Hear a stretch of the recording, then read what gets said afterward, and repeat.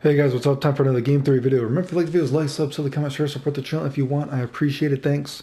Some people like listening to me ramble about games, so I'll do a rambly video again about how I would change Dragon Ball fighters. You know what I mean? And just at the character select screen, so to speak, right? Because the narrative I've talked about is important of games, right? And when you sell a game to a consumer, you need to be able to sell the game you've already bought. People will buy shitty Dragon Ball Z games, right?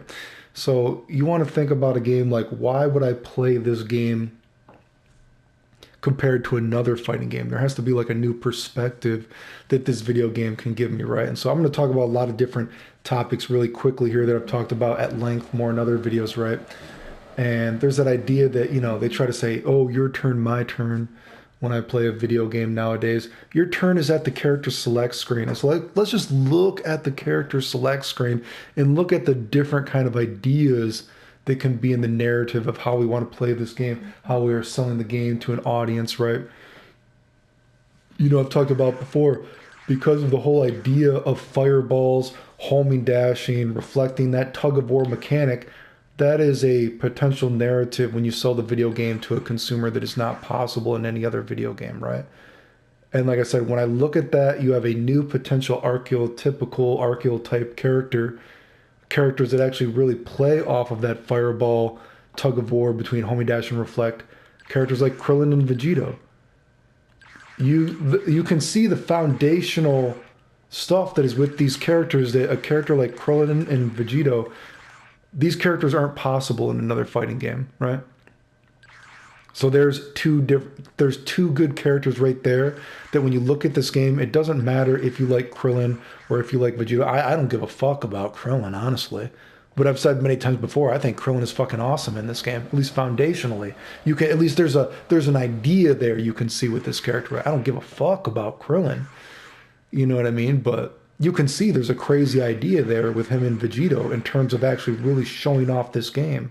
And when you sell a game to an audience, you want to have some characters that really show off the game. Hell, Krillin, just think about him as a tag team character. You could make his Senzu beans even better. I think his Senzu beans would be kind of cool if it actually gave you some super too, right? You can make this character so fucking interesting in the aspect of a tag team game, dude. He's actually a potentially incredible character just in fighting games, I think. I think there's a really good foundation to work off of here, you know what I mean? And I also talked about, one of the things I would change about the game. I don't know exactly how you would do it. I would like there to be an FD in the game just because I think it's a great mechanic, but who knows, maybe they would add an EX Reflect or something like that. But I would have put something in this game where, another defensive mechanic, but you can actually, every character has a move that can like punish, reflects, whatever. And you could give that to Krillin. Watch that videos of how I would do that. Just incredible potential there, right? And I'm sure when people talk about, I talk about you could make zoning better in this game, right? People are always like, oh, you could make Frieza better. You know what I mean? Frieza could be more of a zoning character. People complain, oh, we don't want block damage, so blah, blah, blah. Again, something else I've talked about in videos. When one aspect of a game gets stronger, another potential aspect actually can get stronger too. If you're thinking about, oh, zoning gets better, that's too cheap, we don't want block damage, all this kind of stuff. Well, look at this. Look at a character like Trunks has changed the future. If you make certain of course, change the future doesn't go through beams. A character like Coolers, I think it's his duck forward hard slash, whatever it is, right? Hard slash, I'm thinking Guilty Gear. Hard, that goes through beams. That's an anti-zoning move. If block damage becomes more prevalent in the game, right? If block damage becomes more prevalent in the game, you then have to use the mechanics of the game more. Homing, dashing, and reflecting, right? Why would you not want so many of these kind of core fundamental aspects at center stage in your game, right? That's one of the ways you're selling the game, right? That's also good for the narrative of the game. But again, just because, oh, fireballs do block damage, now zoning gets better, guess what? That makes characters like Cooler and their 3 hard slash, whatever it is, more viable to discourage that. That makes characters like Trunks, their change the future becomes even more better because he becomes more of an anti-zoning character, doesn't he? When certain characters are more inclined to play keep away, whatever, Trunks' attributes become stronger, especially if you think about, you know, again, we're talking about the entire way that I would change the game. You know, actually make counter hits worth a damn. Maybe change the future off a counter hit. Yeah, you get full screen conversions. Wow, that's pretty anti-zoning. So just because zoning gets better, oh, I don't want to take block damage. Guess what? Some of these other maybe lesser played characters, they're going to start getting shown off, right? Characters that actually have these already implemented anti-zoning moves. Characters like Ultra Instinct Goku. You're like, Ultra Instinct Goku's already good. Why does he need to be better? I've talked about it before.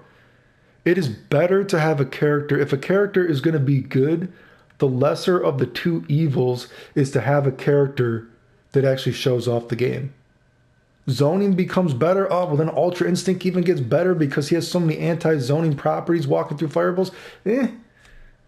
Better to have a character that is showing off the game be good in that sense, right? You know? I've talked about ideas of, you know, you could actually add in, you know what I mean? Because it's a tag team game, you could add in some of these really kind of crazy ideas of like team synergy and everything like that. Like the Vegeta, you know, give him a tag team move that could not be in any other game. I've talked about it, the final explosion, right? It's actually I'm actually pretty impressed with the idea that I came up because it's fucking amazing. You know what I mean? That means, wow, we have characters on the character select screen. Vegeta's a little dull in this game. I think people would mostly agree that Vegeta feels a little dull. You know what I mean? But man, you give him a great tag team kind of mechanic with that final explosion idea that I've given, right? You can have teams built around that.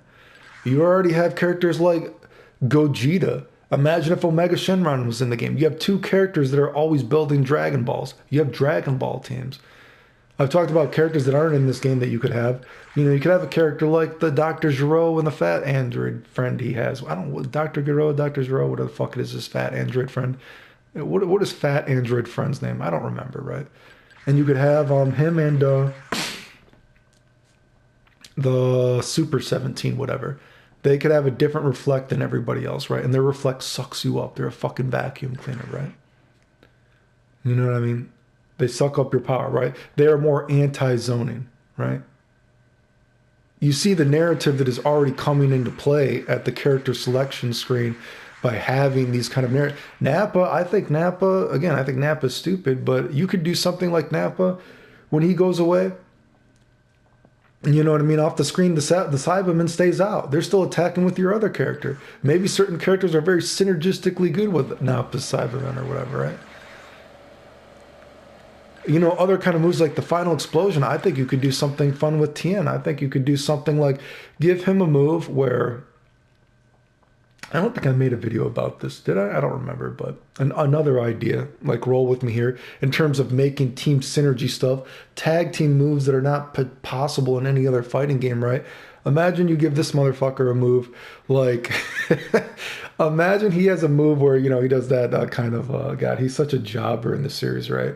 I'm thinking of what, like the Neo Tri-Beam, right? But give him a Tri-Beam move or whatever where basically it's a self-sacrifice Tri-Beam, right?